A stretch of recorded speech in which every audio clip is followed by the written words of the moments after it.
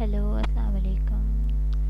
आज जो है हम अपना टॉपिक जो हमने कवर किए थे लेक्चर 1 और लेक्चर 2 यानी केमिस्ट्री का इंट्रोडक्शन और उसके ब्रांचेस, उसके हम जो है एमसीक्यू से स्टार्ट करते हैं। एमसीक्यू से स्टार्ट करने से पहले जो है हमारा न्यू जम चैनल को सब्सक्राइब करें और यहाँ पर जो भी न्यू मेंबर हैं उनको मैं अपनी तरफ से वेलकम करती हूँ। अब यहाँ पर है सबसे पहले हमारे पास MCQs number 1, chemistry deal with the study of. Option हमें मिले हुए हैं biological structure, chemical reaction, star and मूल, structure of matter, B and D. यानी केमिस्ट्री के अंदर हम किस चीज़ के बारे में पढ़ते हैं? Biological structure, chemical reaction, star मूल, स्ट्रक्चर ऑफ मैटर, या बी एंड डी। हमने पढ़ा था केमिकल रिएक्शन के बारे में भी हम पढ़ते हैं केमिस्ट्री के अंदर, और आपके पास मैटर्स स्ट्रक्चर्स की जो मैटर की जो स्ट्रक्चर होती है वो किस बारे में, हमें मैटर किस तरीके से बना है, उसकी प्रॉपर्टीज़, इन सब के बारे में भी हम पढ़ते हैं। तो हमारे पास करेक्ट आंसर जो है वो ई है, यानी B and D. Second number पर जाते हैं, which one has fix volume and shape. यानी कौन सा एक इनमें से ऑप्शन है जिसका फिक्स वॉल्यूम और फिक्स शेप है? जैसे वैक्सेस हमें दिया हुआ है, गैसेस हमें दिए हुए हैं, और पेट्रोलियम। वैक्स क्या है? आपके पास सॉलिड फॉर्म में होती है। गैस आपके पास मॉलिक्यूल फॉर्म में होती है जो आपको दिखती नहीं है, मतलब उसका ना कोई फिक्स शेप है ना ही आपके पास कोई फिक्स वॉल्यूम है। पेट्रोलियम यानी वो लिक्विड की तरह होता है, यानी उसकी फिक्स वॉल्यूम है बट शेप नहीं है। तो हमारे पास करेक्ट आंसर जो है यानी वैक्सी, जो कि सॉलिड फॉर्म में होती है, जिसकी एक फिक्स शेप भी है एंड फिक्स वॉल्यूम भी है। Our daily routine salt is compounds, यानी हमारा जो रोज़मर्रा का जो नमक होता है जो हम कुकिंग में इस्तेमाल करते हैं, वो हमारे पास किस तरीके का कंपाउंड है, यानी कि कौन से दो एलिमेंट्स मिलके वो बना है? हाइड्रोकार्बन है, वो हाइड्रोजन ऑक्साइड है, हाइड्रोक्साइड है, नॉन हाइड्रोकार्बन है। हाइड्रोकार्बन यानी हमारे पास जो सॉल्ट होता है वो है NaCl, सोडियम क्लोराइड। ठीक है, तो सोडियम क्लोराइड जब हमने पढ़ा था, हाइड्रोकार्बन यहाँ पर नहीं हो सकता, क्योंकि हाइड्रोकार्बन वो एलिमेंट्स होते हैं जिनके अंदर हाइड्रोजन भी साथ आए और कार्बन भी साथ आए। इस तरीके से आपके पास साथ आना चाहिए, हाइड्रोजन भी और कार्बन भी। तो ये हमारे पास करेक्ट ऑप्शन नहीं है। हाइड्रोक्साइड यानी हाइड्रोजन और ऑक्सीजन भी हो, इसमें हाइड्रोजन और ऑक्सीजन नहीं है, तो हम यहाँ पर लगा सकते हैं नॉन हाइड्रोकार्बन, जो कि आपके पास NaCl मतलब sodium chloride. Reusability of, fourth number पे है reusability of wastage material study in chemistry. यानी ऐसे कौन सी ब्रांच है केमिस्ट्री की जिसके अंदर हम ये पढ़ते हैं कि अपने वेस्टेज मटेरियल को किस तरीके से रीयूज़ किया जाए? इंडस्ट्रियल में आप इंडस्ट्रीज़ वगैरह की जो मैन्युफैक्चरिंग जो प्रोडक्ट्स होती हैं उनके बारे में पढ़ते हैं।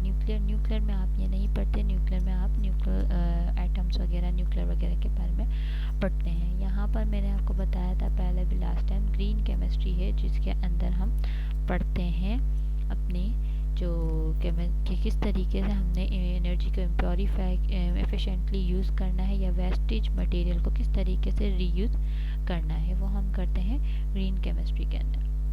फिफ्थ MCQ है हमारे पास, our earth has covered 30% area of from water.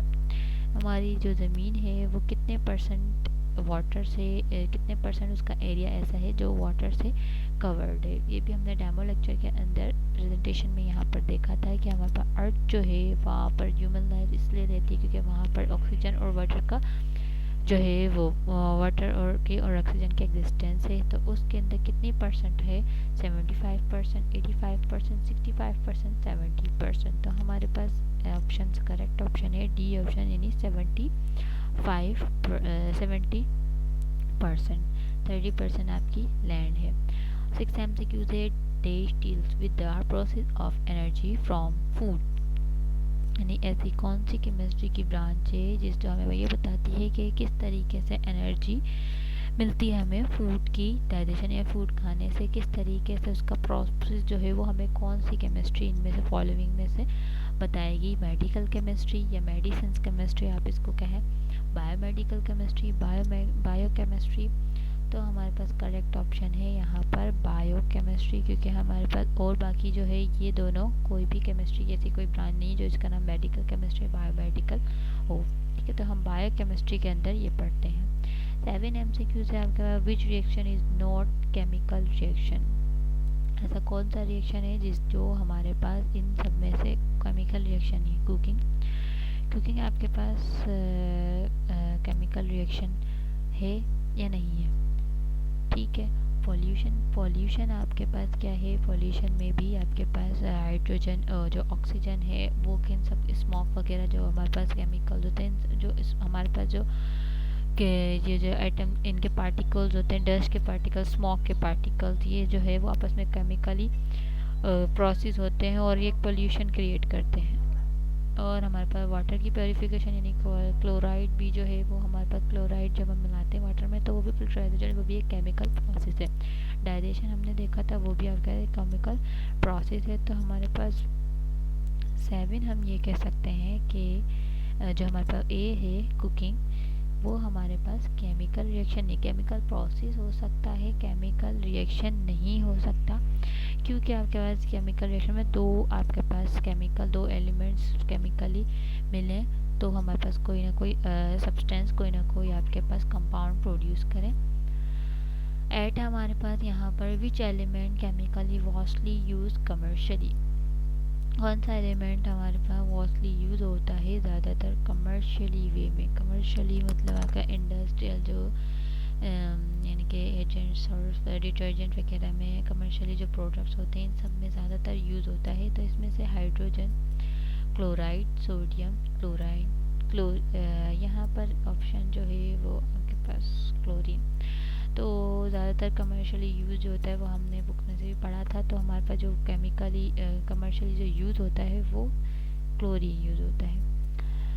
उसके बाद है हमारे पास मैन्युफैक्चर, और वैसे तो और भी बहुत सारे यूज़ होते हैं ये सारे, लेकिन कमर्शियली ज़्यादातर, कॉस्टली मतलब ज़्यादातर जो यूज़ होता है वो क्लोरीन है।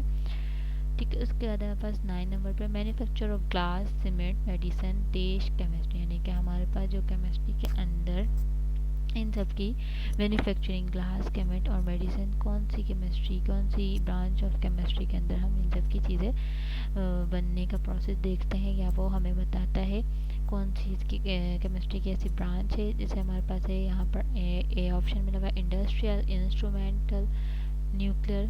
तो हमारे पास फर्स्ट ऑप्शन है इसका इंडस्ट्रियल, जो कि करेक्ट ऑप्शन है। इंडस्ट्रियल में हम सब इनकी मैन्युफैक्चर, ग्लास, सीमेंट्स, इन सब की मैन्युफैक्चरिंग के बारे में पढ़ते हैं। 10 है हमारे in which branch of chemistry analyse quantity and quality of compounds studies, यानी कौन सी ऐसी केमिस्ट्री की ब्रांच है जिसमें हम लोग देखते हैं कि केमिकल कंपाउंड्स को किस तरीके से उनकी क्वांटिटी को मेयर करना, उनकी क्वालिटी का एनालाइज करना सही आपका यहाँ पर ऑप्शन में ट्रिगर कर रहा है कि एनालिटिकल केमिस्ट्रीज का जो है वो हमारे पास परफेक्ट आंसर है, करेक्ट आंसर। इन्वायरमेंटल नहीं, केमिकल भी नहीं होगा, फिजिकल भी नहीं होगा, जबकि हमारे पास एनालिटिकल नाम से सजेस्ट कर रहा है। एनालिटिकल केमिस्ट्री में हम लोग क्वांटिटी, क्वालिटी बताते हैं। व्हाट हैपन 11 आपके पास हम चुके, what happen due to deficiency of biomolecules, यहाँ पर हमारे पास जैसे किस तरीके से अगर बायोमोलिक्यूल्स की डिफिशिएंसी हो जाए, यानी कम तादाद में अगर हम ये लें तो हमारे पास उसकी वजह से क्या होता है, डिसऑर्डर होती है, डिजीज़ होती है, एनर्जी कंजम्पशन होती है, ए एंड बी।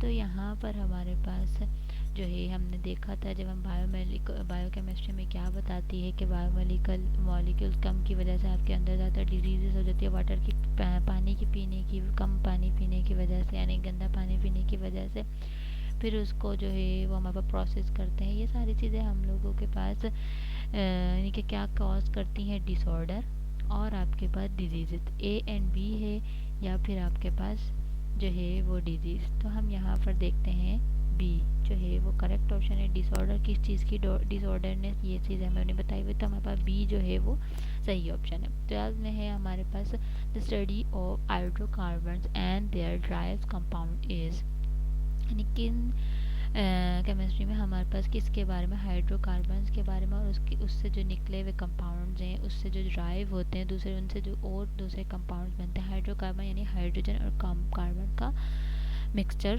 दोनों, ठीक है, उनकी स्टडी को हम किस ब्रांच में हम पढ़ते हैं। यहाँ पर हमें ऑप्शन दिए inorganic, physical, organic and biochemistry. तो हमने पढ़ा था हमारे पास ऑर्गेनिक केमिस्ट्री ऐसी है जो कि हमें बताती है हाइड्रोकार्बन्स के स्टडी, हाइड्रोकार्बन के बारे में बताती है। उसके बाद हमारे पास 13 option, the branch of chemistry which deal with the manufacturing of chemical compound on commercial scale is called. ऐसी केमिस्ट्री की ब्रांच जो कि हमें बताती है कि केमिकली कैसे कमर्शियल स्केल पे बनते हैं, तो वो हमें किस कौन सी, हमारे पास बायोकेमिस्ट्री नहीं, ऑर्गेनिक केमिस्ट्री भी नहीं, हमारे पास यहाँ पर जो करेक्ट ऑप्शन है वो आपके पास फिजिकल केमिस्ट्री। फिजिकल केमिस्ट्री भी जो है वो आपको सिर्फ स्ट्रक्चर बताती है मैटर की, जबकि आपका इंडस्ट्रियल वे में कमर्शियली कैसे प्रोडक्ट बनता है वो आपके पास बताती है इंडस्ट्रियल केमिस्ट्री। इसके बाद हमारे पास 14 MCQs, most of the elements exist in one of the following states. यानी कौन सा ऐसा एलिमेंट्स है जो कि हमारे पास ज़्यादातर कौन से एलिमेंट जो ज़्यादातर इन स्टेट्स में पाए जाते हैं। 2-3 स्टेट्स होती हैं मैटर की, जैसे कि सॉलिड है, हमारे पास लिक्विड है, प्लाज्मा है एंड गैस है। तो यहाँ पर हमारे पास बहुत ज़्यादा जो एलिमेंट्स होते हैं दुनिया में जो पाए जाते हैं ज़्यादातर, तो वो हमारे पास किस स्टेट में पाए जाते हैं। लिक्विड फॉर्म में तो हम लोग क्या कहते हैं, सॉलिड फॉर्म में, प्लाज्मा फॉर्म में या गैस फॉर्म में। सॉलिड फॉर्म में ज़्यादातर होते हैं क्योंकि हमारे पास उसी को फिर हम लिक्विड बनाते हैं, फिर उनको एवेपोरेट करके जो है वो गैस बनाते हैं। इस तरीके से हमारे पास जो ज़्यादातर कंपाउंड्स एलिमेंट्स पाए जाते हैं वो सॉलिड फॉर्म में ही होते हैं। ठीक है, तो हमारे पास यहाँ पर जो है वो हमारे MCQs हैं कंप्लीट हो गए हैं। मतलब ये जो हमने जितना कवर किया था केमिस्ट्री का इंट्रोडक्शन और ब्रांचेस ऑफ केमिस्ट्री, उनके लिए जो है उनमें जो मेन इंपॉर्टेंट लगे हैं वो हमारे पास यहाँ पर हमने बनाए हैं। 1 से लेकर 15 तक आपके पास यहाँ पर MCQs बने हैं और MCQs की तैयारी करें इसमें से देख के, ठीक है। ये आपको जो है